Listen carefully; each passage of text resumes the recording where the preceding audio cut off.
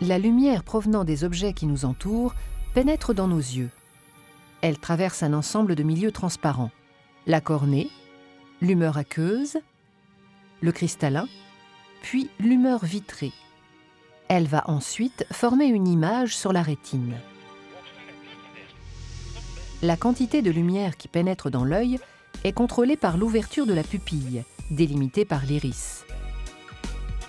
C'est l'iris qui donne sa couleur à l'œil.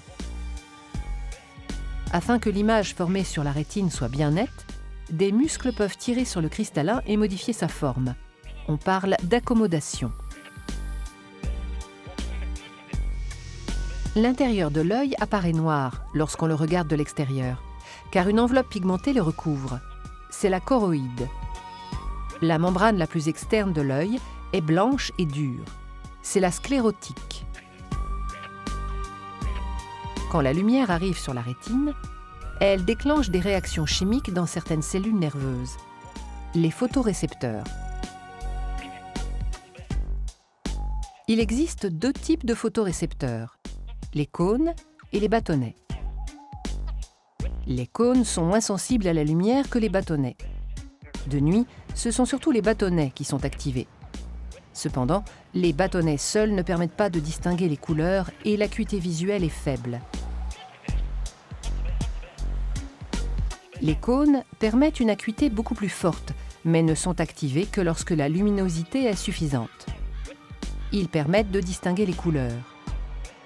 Chaque type de lumière colorée active plus ou moins les trois types de cônes différents présents dans la rétine. Les réactions chimiques ayant lieu dans les cônes et les bâtonnets entraînent la création de messages nerveux qui se propagent dans le nerf optique. Ce sont des signaux de nature électrique dont la fréquence correspond à une information codée. Ces messages nerveux empruntent les voies visuelles pour atteindre le cortex visuel occipital, la partie arrière du cerveau qui traite les informations visuelles. Les messages nerveux issus des parties temporales de chaque rétine se propagent sans changer d'hémisphère cérébral. Les messages nerveux issus des parties nasales de chaque rétine se croisent au niveau du chiasma optique et rejoignent le cortex visuel occipital de l'hémisphère cérébral opposé.